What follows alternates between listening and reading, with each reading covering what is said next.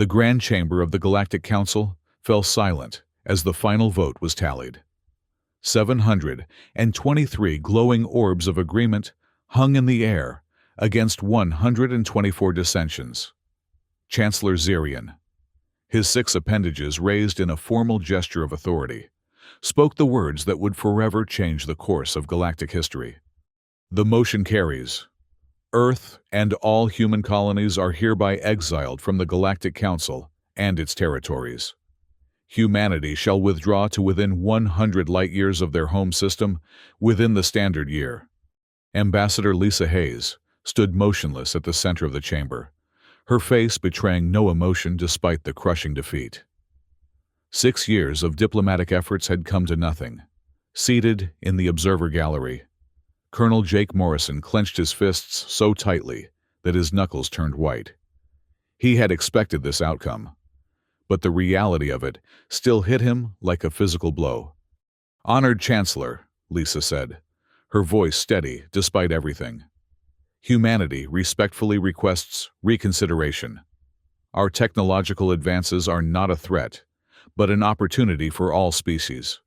We seek only—" "The Council has spoken, Ambassador," Zirian interrupted, his translator rendering his clicks and whistles into the common tongue with cold precision. "Your kind advances too quickly, expands too aggressively. The consensus is clear. Humanity represents an existential risk to the established order of the galaxy." A Mithran representative, their crystalline form shimmering with indignation, rose to add, "Your species went from primitive radio signals to faster-than-light travel in less than 3 centuries.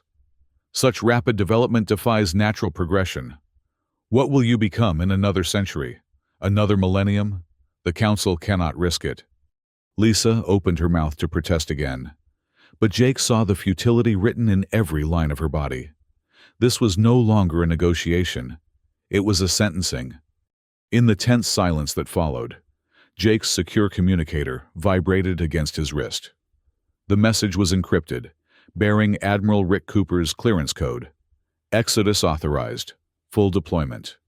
Jake's eyes widened slightly, then settled back into careful neutrality.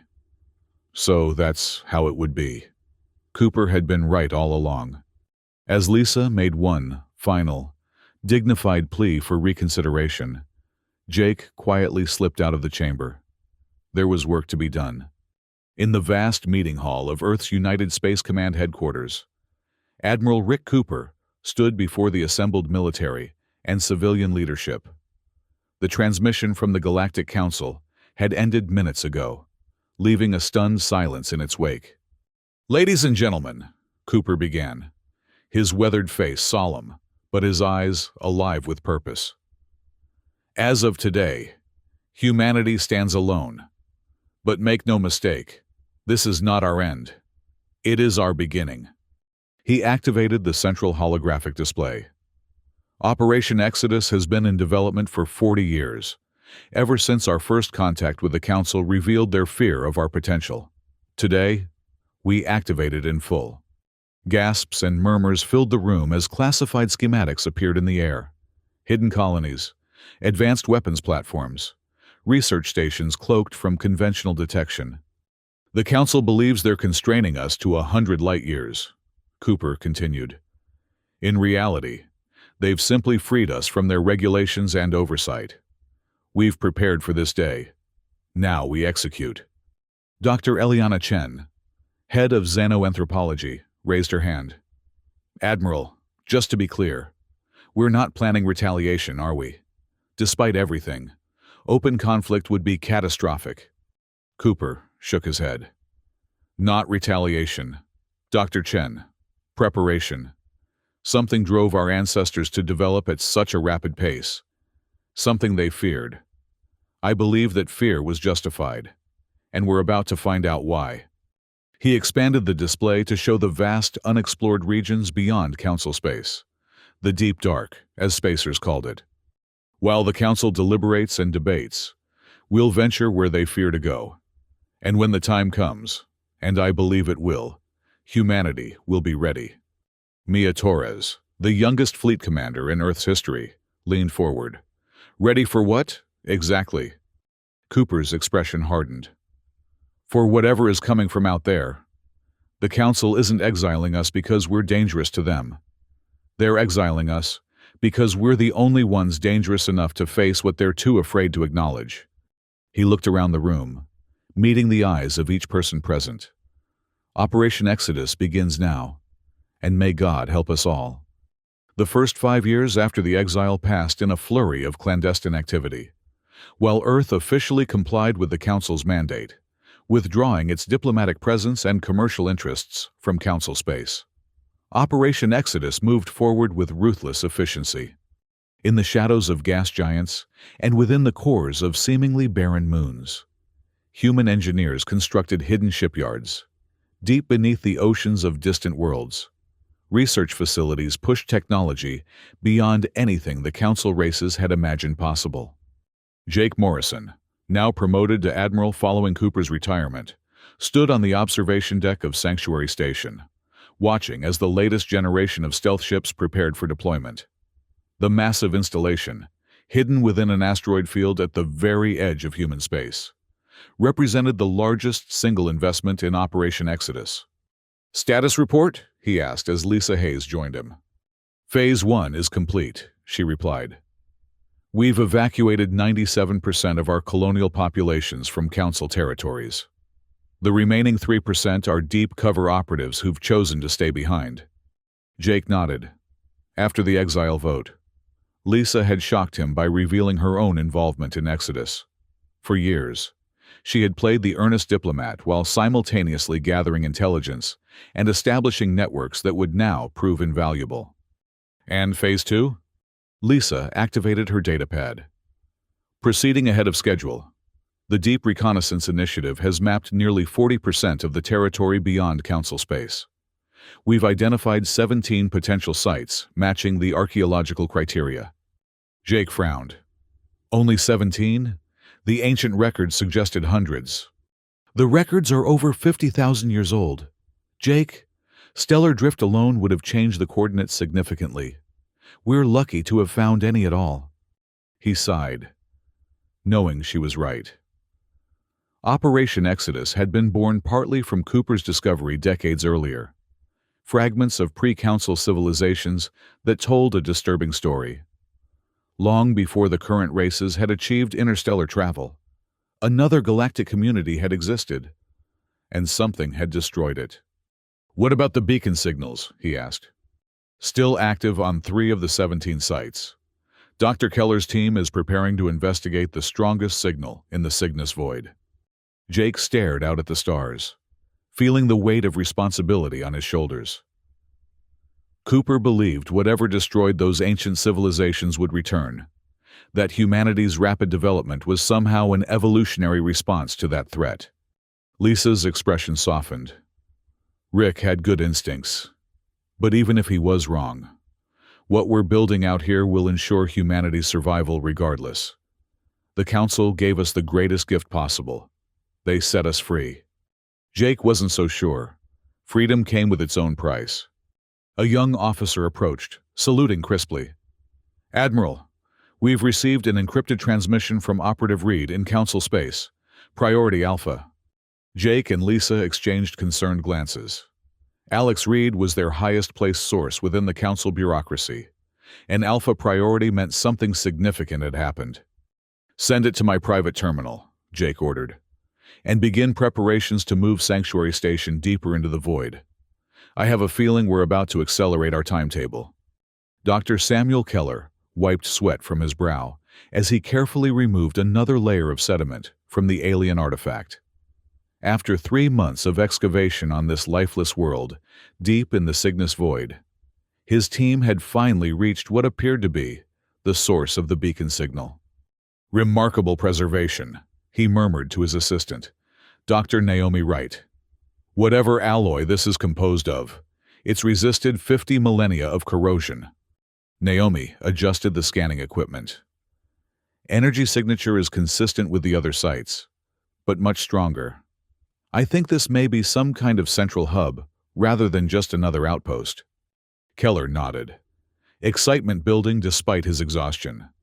The artifact before them resembled a massive obelisk, covered in geometric patterns that seemed to shift subtly under different lighting conditions. At its base, a semicircular console protruded from the otherwise smooth surface. "Let's see if the interface protocol works here as well," he said, connecting their translation matrix to the console. For a moment, nothing happened. Then, with a low hum that seemed to vibrate through their bones rather than their ears, the obelisk activated. Patterns of light raced along its surface, and a holographic display materialized above the console. "Recording everything," Naomi confirmed, her voice tense with anticipation. The hologram stabilized, revealing what appeared to be a star map of the galaxy. Certain regions pulsed with an ominous red light, and directional indicators seemed to show movement patterns. "It's some kind of tracking system," Keller breathed, "just like we theorized." As they watched, the display shifted, zooming in on one particular region of space, the galactic rim, far beyond both human and Council territory. There, a cluster of red markers pulsed with increasing intensity. Naomi checked her instruments. According to these coordinates, whatever those markers represent, they're moving toward the galactic core. Keller felt a chill that had nothing to do with the planet's thin atmosphere. "How fast?" "At their current velocity, they'll reach the outer Council territories within 15 years. Keller stared at the display, understanding washing over him like ice water. "We need to contact Admiral Morrison immediately. I think we just found what Cooper was afraid of." He gestured toward the hologram, where the red markers continued their inexorable advance.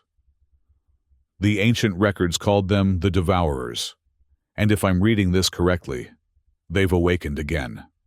Within the hallowed halls of the Galactic Council, Alex Reed moved with the practiced inconspicuousness of someone who had spent decades ensuring no one remembered his face. As a mid-level data analyst for the Council's Security Directorate, he had access to information streams that even some counselors did not. Today, that access had revealed something that turned his blood to ice. He waited until the daily shift change, then slipped into an unused communication suite. Using encryption protocols developed specifically for Operation Exodus, he composed a message to his handlers on Sanctuary Station. Urgent. Long-range telemetry from rim observatories detected anomalous energy signatures matching patterns in restricted historical archives. Security Directorate has classified findings. Council leadership appears aware, but has implemented information containment protocols. Recommend immediate follow-up. Reed hesitated, then added, "Personal assessment. They're scared. More than I've ever seen." He sent the message, then carefully erased all traces of his activities. As he prepared to leave, the door to the communication suite slid open. Reed froze, heart hammering in his chest. Counselor Nix of the Trilarian Consensus stood in the doorway. Her phosphorescent skin dimmed to indicate privacy. Behind her, a security detail kept watchful distance.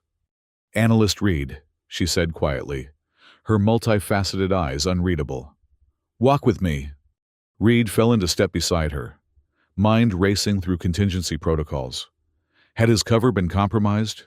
Was this an arrest? Assassination?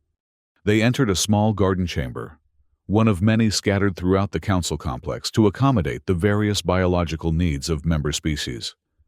Nix activated a privacy field, then turned to face him directly. "I know what you are," she said simply. Reed remained silent, knowing any denial would only insult her intelligence. "You need not confirm or deny," Nix continued. "But you should know that not all council members supported the Exile decision. Some of us recognized it for the foolishness it was." She extended a delicate appendage, offering a data crystal. "This contains information not available even in your directorate's databases.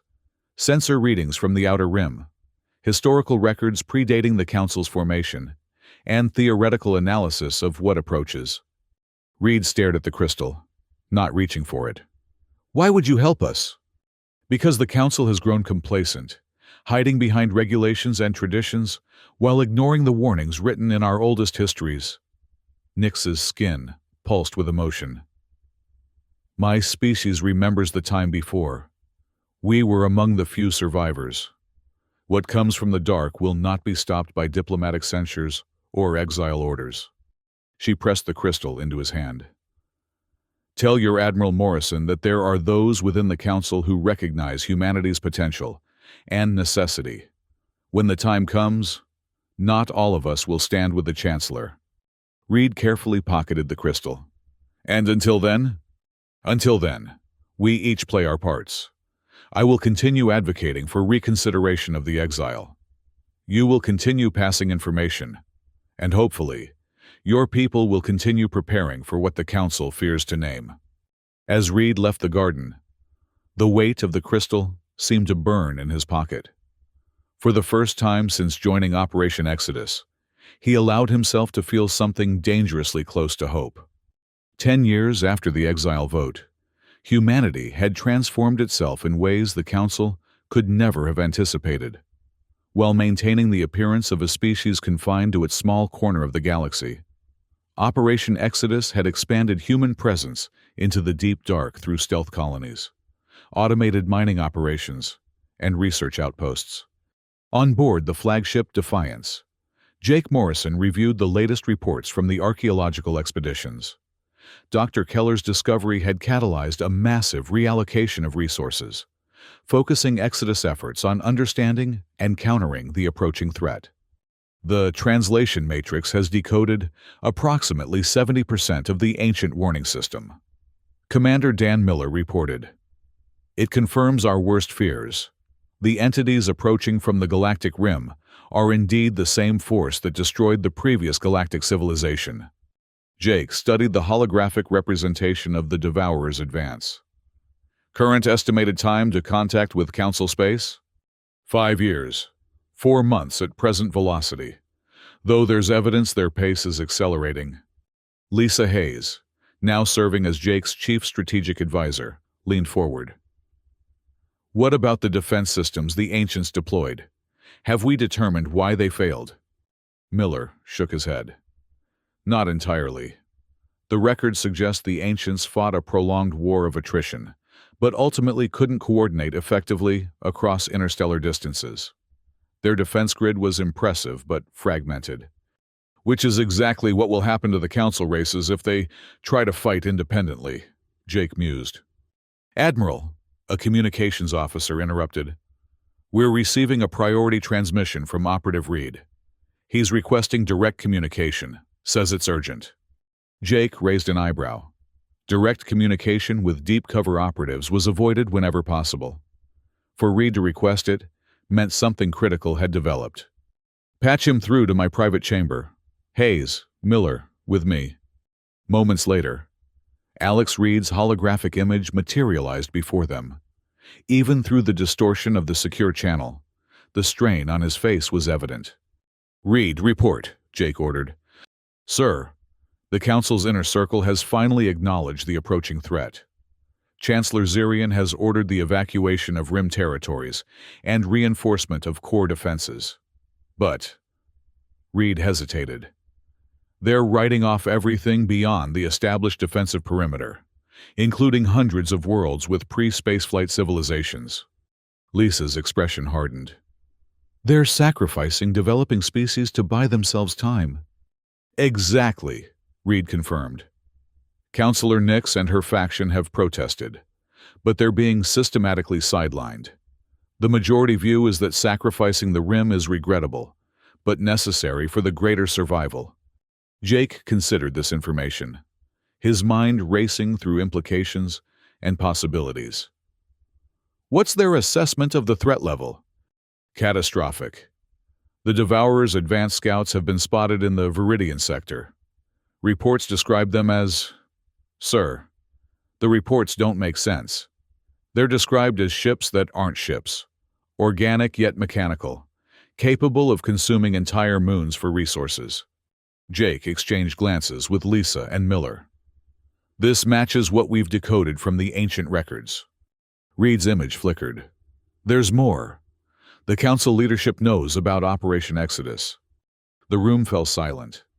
How much do they know? Jake finally asked. Not everything. They're aware you've established outposts beyond the 100-light-year restriction. They suspect advanced weapons development. But they don't know about the archaeological discoveries, or our understanding of the Devourers. How have they responded to this knowledge? Reed's expression turned grim. That's why I'm contacting you directly. Sir, the Security Directorate has dispatched a special fleet to locate and destroy what they're calling illegal human expansion. They believe eliminating your operations will prevent you from taking advantage of the crisis. Jake leaned back, a cold anger settling in his chest. So, rather than ask for our help against an existential threat, they're diverting resources to ensure we remain constrained. The Chancellor's faction believes humanity would use the situation to establish dominance over Council races. Reed explained. They'd rather face the Devourers alone than risk human ascendancy afterward. Lisa shook her head in disbelief. Pride and fear, even now. Jake was silent for a long moment, weighing options and consequences. When he finally spoke, his voice was steady with resolve. Reed, thank Councillor Nix for her continued support. Tell her and any sympathetic council members to focus on evacuating as many Rim civilizations as possible to designated coordinates we'll provide. The council fleet won't find our primary installations. We've prepared too thoroughly for that. He stood, decision made. It's time to accelerate our timetable. If the Devourers are already sending advanced scouts, we can't afford to wait any longer. What are you planning, sir? Reed asked. Jake's expression was unyielding. Operation Exodus was always about more than just surviving exile. Reed. It was about preparing for this moment, when humanity would need to stand, not just for itself, but for all life in the galaxy. He activated the strategic display, highlighting key positions along the Devourer's projected path. The Ancients failed because they fought defensively and disunited. We won't make the same mistake. Sir, Miller interjected, the prototype fleet isn't fully tested. We're still integrating the ancient technology with our own systems. Then we'll finish testing in the field. Commander, humanity spent 40 years planning for this contingency. Now we execute. Jake turned back to Reed's hologram. Tell Nix we're coming, not as conquerors, but as the guardians the galaxy needs right now. As Reed's image faded, Jake addressed the ship's AI. Send emergency activation codes to all Exodus installations. Priority Alpha. Message begins. The Devourers have returned. Humanity stands against the dark. Initiate Lazarus Protocol. Throughout human space and beyond, hidden facilities hum to life. Stealth shipyards accelerated production schedules. Research stations finalized weapon systems. And sleeper agents activated contingency plans decades in the making. Operation Exodus entered its final phase. The Viridian sector burned. On the bridge of the Council defense vessel, Vigilant Justice. Commander Thorell watched in horror as another world fell to the advanced scouts of the Devourer swarm. What had once been a thriving mining colony was now being systematically consumed. Massive entities that defied classification, tearing through planetary crust to reach the mineral-rich core. All ships, maintain formation, he ordered, knowing it was likely futile. His task force of 30 vessels represented the Council's first serious attempt to gauge the invaders' capabilities. So far, the assessment was grim. Enemy vessels changing configuration, his sensor officer reported. They appear to be processing the materials they've consumed. Thorell watched as the Devourer scouts, resembling nothing so much as metallic arthropods, the size of small moons, began transforming before their eyes. New appendages formed.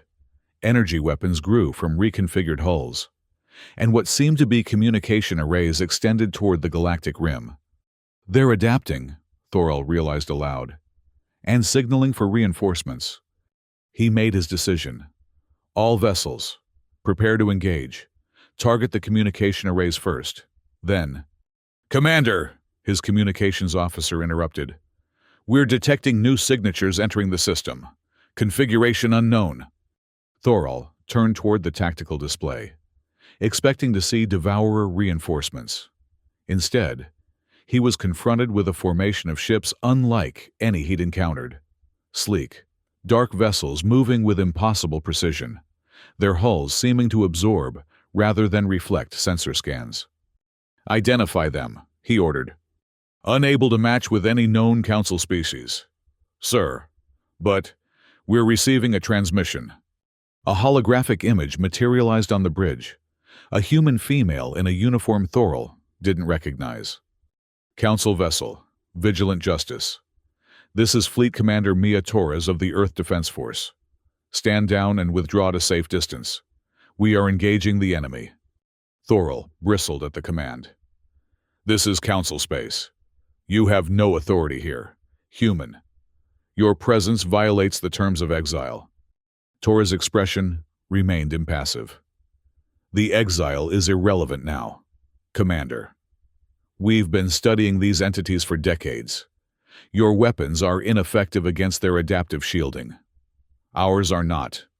Before Thorol could respond, the human vessels accelerated toward the Devourers at speeds his tactical systems could barely track. What followed defied his understanding of space combat. The human ships didn't fire conventional weapons. Instead, they projected overlapping fields of energy that seemed to disrupt the very fabric of space around the Devourer scouts. Where these fields intersected, the massive entities began to destabilize, their reconfiguration processes halting and then reversing. "What are we witnessing?" Thorol's second-in-command whispered. Torres' hologram answered, "Apparently still connected. Quantum disruption technology, derived from artifacts left by those who fought the Devourers in the previous cycle. Your ancestors knew this enemy, Commander. So did ours. The difference is, we listened to their warnings." As the human fleet methodically dismantled the Devourer scouts, Thorol found himself conflicted. The Council had exiled humanity out of fear of their potential. Now, that very potential might be the galaxy's only hope. "Commander Torres," he said finally, "my task force is at your disposal. Direct us as you see fit." Torres nodded, the ghost of a smile touching her lips. "Have your ships maintain a perimeter. These are just scouts. The main swarm is still coming. When it arrives, we'll need every vessel capable of fighting." As the last Devourer scout collapsed in on itself, torn apart by forces Thorol couldn't comprehend, he realized with perfect clarity that the galaxy had changed irrevocably. The Council's age of comfortable dominance was over. Humanity had returned from exile, and they had not been idle. The news of the Viridian engagement spread through Council space with unprecedented speed. Despite the Security Directorate's attempts to control the narrative, humanity, the exiled threat, had emerged from the shadows to defend Council territory against an enemy the Council itself could barely comprehend. In the Grand Chamber, Chancellor Zirian faced the most divided Council in generations. The faction supporting cooperation with humans had grown from a whispered minority to a vocal bloc, led by Councillor Nyx and her allies. "The reports are verified," Nyx declared, her skin pulsing with righteous intensity. "Human vessels destroyed Devourer scouts that our own fleet could not even damage. They possess technologies derived from the Ancient Ones, technologies we ignored or suppressed out of fear and dogma." Zirian raised his appendages for order as the chamber erupted in debate. "Councillors, please. Yes, the humans demonstrated effective countermeasures against the advanced scouts. But we cannot simply invite an exiled species back into our midst based on one engagement." "With respect, Chancellor," a Mithran representative countered, "intelligence suggests this was not merely one engagement. Human forces have been observed intercepting Devourer scouts in 7 sectors along the rim. They appear to be establishing a defensive line while our own forces remain clustered around core worlds. Before Zirian could respond, the chamber's emergency protocol activated. A holographic projection appeared at the center of the floor. Admiral Jake Morrison, his expression grave but composed. "Chancellor, counselors," he began without preamble. "I apologize for this unorthodox communication, but time is short. The scouts your forces encountered are merely the vanguard. Our long-range sensors have detected the main Devourer swarm approaching the Perseus Arm. Estimated time to arrival, 27 days. Silence fell over the chamber as the implications sank in. "By what authority do you monitor Council space?" Zirian demanded, though his voice lacked conviction. Morrison's expression didn't change. "By the authority of survival, Chancellor. Operation Exodus was never about escaping your restrictions. It was about preparing for this threat. The same threat that destroyed the civilization that preceded the Council. The same threat your ancestors feared enough to encode warnings that your scholars later dismissed as myths." He gestured, and a strategic display replaced his image, showing the positions of human forces along the galactic rim. "We've established a defensive perimeter using technology adapted from ancient ruins. It will slow the Devourers, but it won't stop them. For that, we need a coordinated response from all spacefaring species." Nix moved forward. "Admiral Morrison, the Council appreciates this information. What exactly are you proposing?" "An alliance, Counselor. Not under Council authority or human authority, but a unified command structure with a single purpose: the defeat of the Devourer swarm before it consumes the galaxy." Zirian chittered in agitation. "This is clearly an attempt to leverage the crisis for political advantage.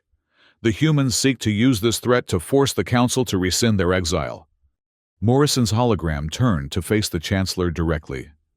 "With respect, Chancellor, we don't require your permission to fight for our survival, or yours. The exile forced us to develop independently, to explore spaces you feared to enter, to recover knowledge you chose to forget. We are offering to share that knowledge and fight alongside you, not for political concessions, but because the alternative is extinction for us all."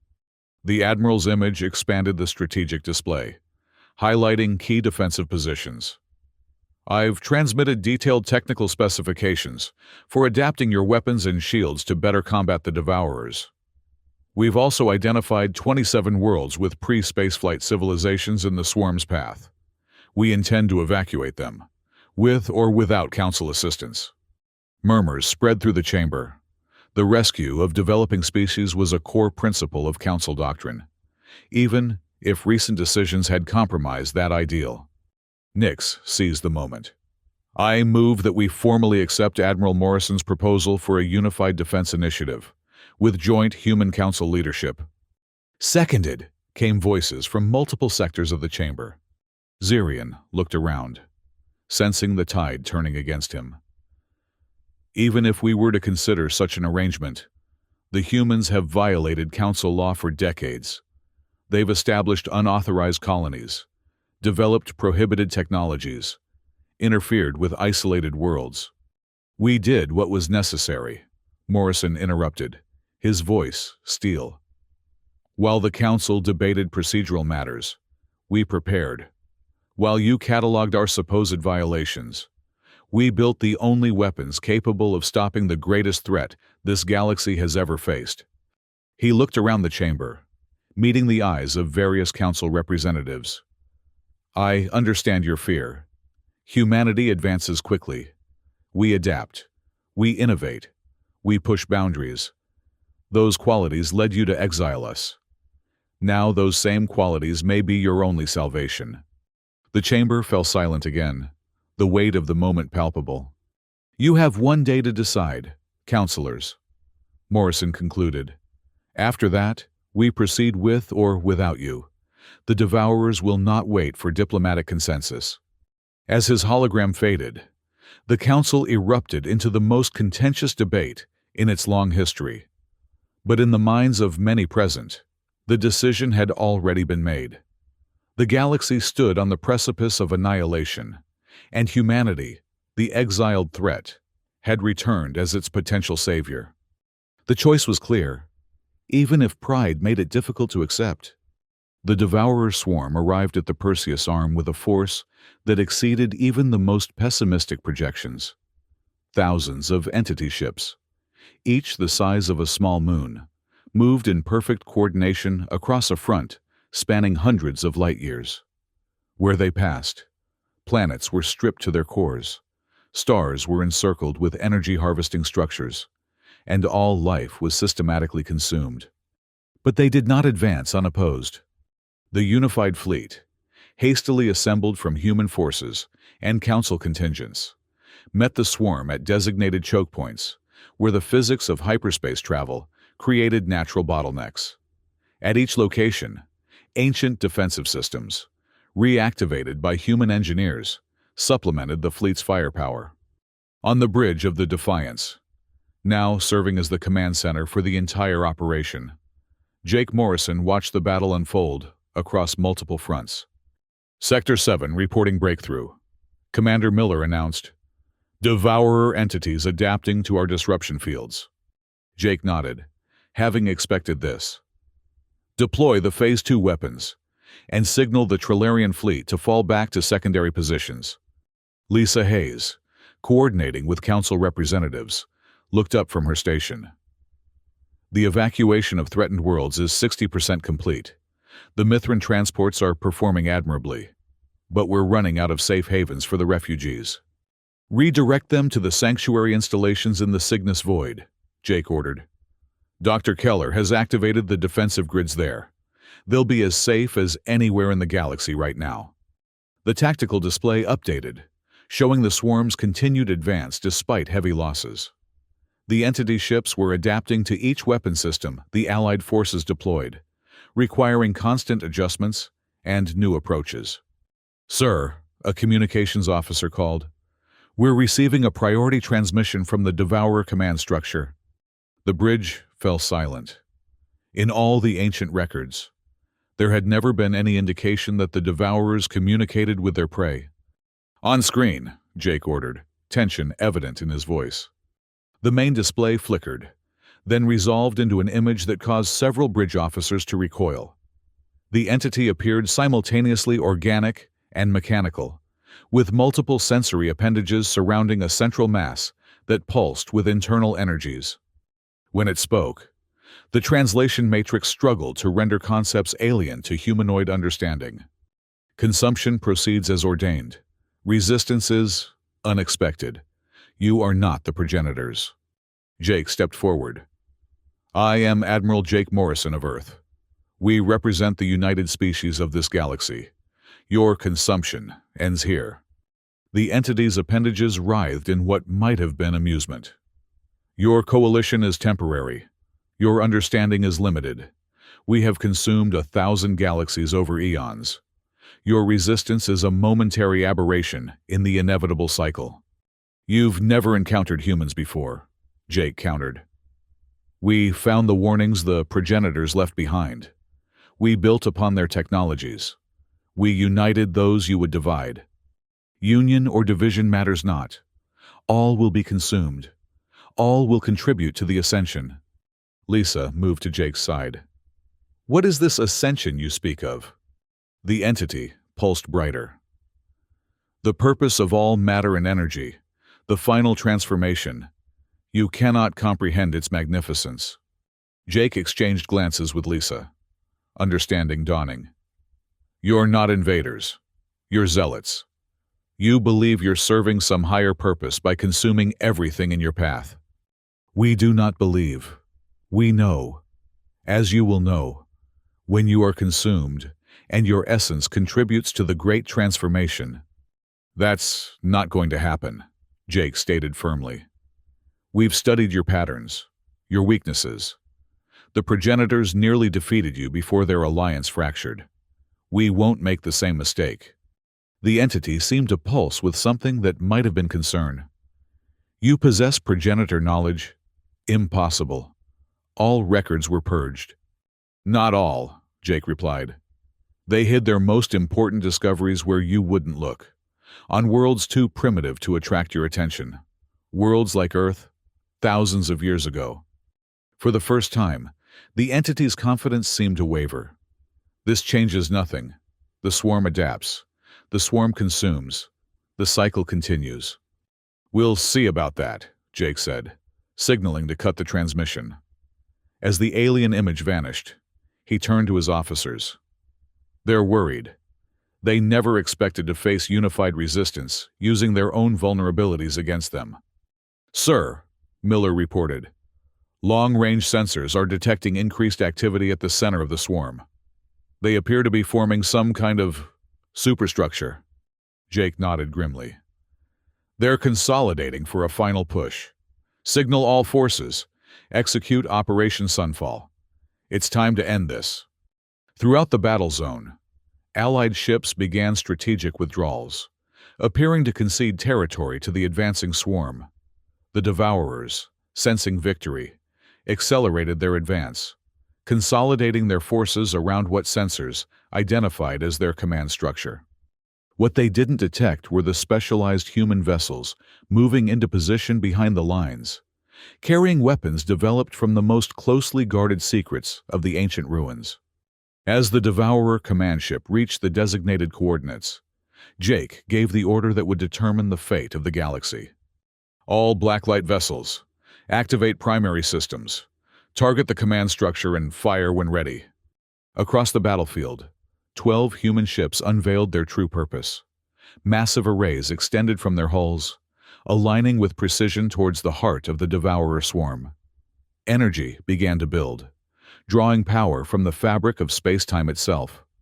"Sir," Miller reported, awe evident in his voice, "the Blacklight systems are generating quantum singularities, stable, controlled black holes."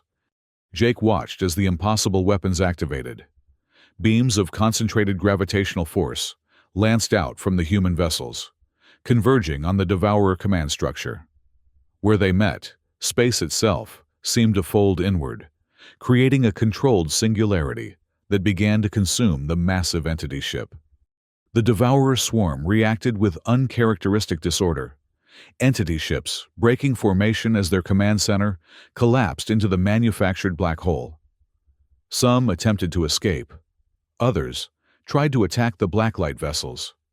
But the Allied fleet had already moved to intercept, cutting off all avenues of retreat. "Status report," Jake demanded, as the massive gravitational event continued to expand. "The singularity is stable and contained," a science officer confirmed. "Devourer command structure has been completely consumed. Remaining entity ships are showing signs of systemic failure. They're losing cohesion." Lisa's expression was one of cautious hope. "The ancient records suggested the swarm operated as a collective consciousness. If we've destroyed the central node, then the rest are just mindless drones," Jake finished. "Order all Allied vessels to engage remaining entities. No mercy, no hesitation. We end this today." As the battle raged around them, Jake allowed himself a moment to reflect on the journey that had brought them here. The exile that had seemed like a death sentence had instead forced humanity to evolve beyond council constraints. Operation Exodus, born of necessity, had transformed into humanity's greatest achievement, and perhaps the salvation of all galactic life. The coming hours would determine whether that salvation was complete. But for the first time since the Devourers had appeared on long-range sensors, Jake felt something he had almost forgotten. Hope. The Grand Chamber of the Galactic Council was more crowded than it had been in living memory. Representatives from every council race packed the tiered seating, with additional observers filling overflow areas. At the center of the chamber stood a delegation of humans, led by Admiral Jake Morrison and Ambassador Lisa Hayes. Chancellor Zirian, his once commanding presence now diminished by recent events, addressed the assembled dignitaries. 3 standard months have passed since the defeat of the entity collective known as the Devourers. Today, we gather to formally acknowledge the role of humanity in that victory and to reconsider certain previous decisions of this council. He paused, clearly struggling with what came next. Counselor Nix, her influence greatly expanded following the crisis, stepped forward to continue. The exile of Earth and its colonies was based on fear. Fear of humanity's rapid advancement. Fear of their potential to disrupt the established order. That same advancement, that same potential, proved to be the salvation of all council races and countless developing civilizations throughout our galaxy. Murmurs of agreement echoed through the chamber. Nix continued, her bioluminescence bright with conviction. Therefore, I move that this council formally rescind the Exile Order and extend an invitation to humanity to join the Galactic Council as full members, with all rights and privileges thereof. The motion was seconded immediately by multiple representatives. Even Chancellor Zirian, despite his reluctance, added his support. The motion carries unanimously, he declared after the vote. Admiral Morrison, Ambassador Hayes, on behalf of the Galactic Council, I formally welcome humanity back into the galactic community. Jake stepped forward, his expression measured. Chancellor, counselors, we accept your welcome. But humanity's experience has changed us fundamentally.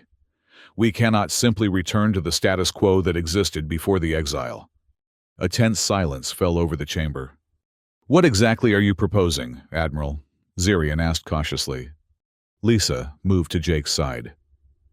Humanity wishes to establish a new relationship with the Council, not as subordinates bound by regulations designed to constrain our development, but as equal partners in building a more secure galaxy.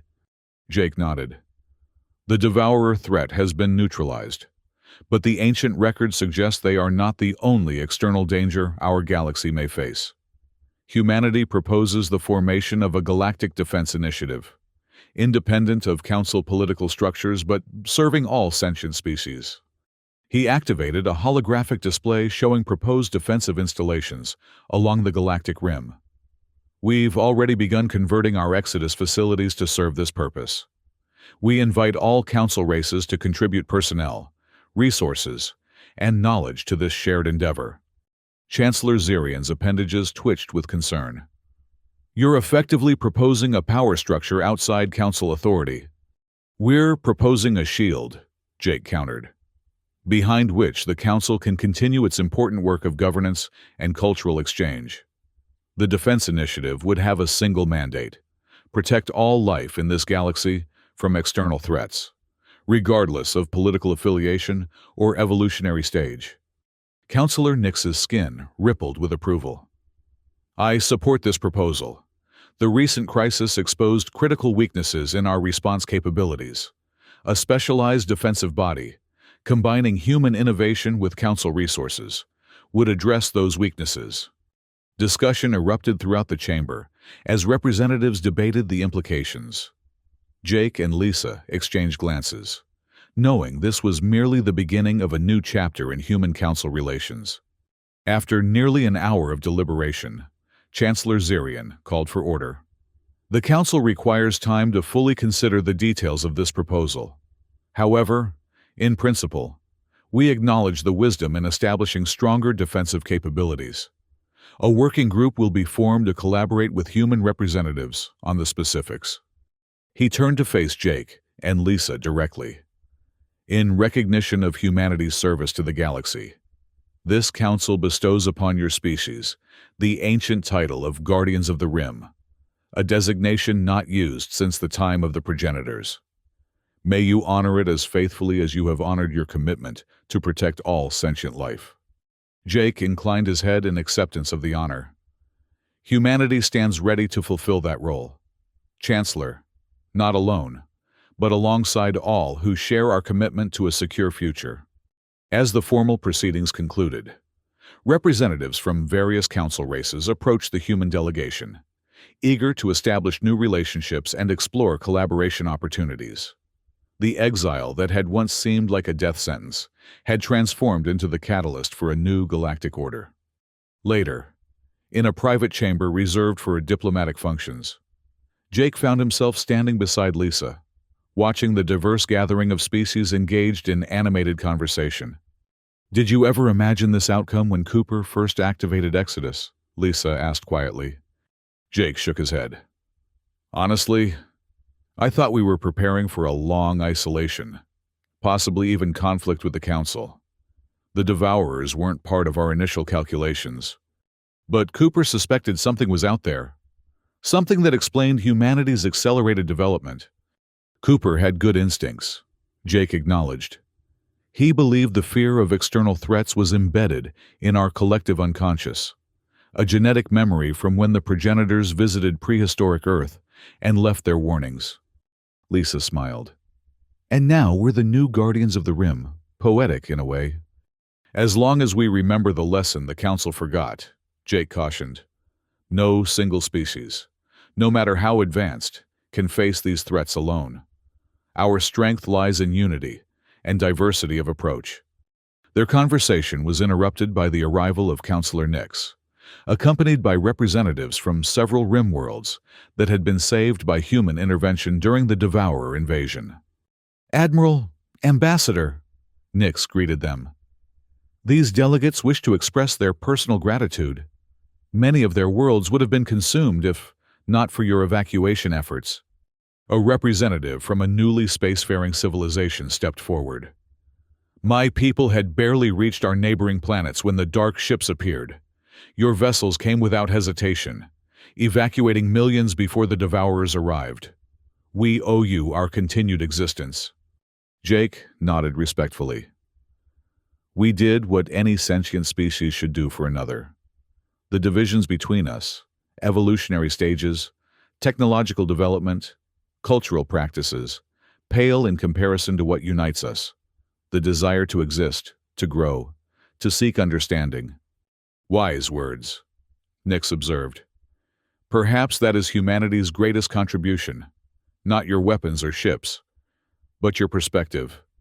You see possibilities where we saw only threats." As the gathering continued, news arrived from the Rim territories. The last remnants of the Devourer swarm had been neutralized. Reconstruction efforts were underway on affected worlds, and the ancient warning beacons, reactivated and enhanced with modern technology, stood watch over the darkness between galaxies. The exile that had begun with fear and resentment had ended with a new beginning, not just for humanity, but for all species who called the galaxy home. The Council had voted to exile Earth, and humans hadn't waited to be told twice. Instead, they had transformed that exile into the very preparation needed to save those who had rejected them. As Jake looked out at the diverse gathering of species now united in common purpose, he reflected that perhaps this had been the path all along, the necessary journey that had forged humanity into the guardians the galaxy needed at its darkest hour. And whatever the future held, they would face it together.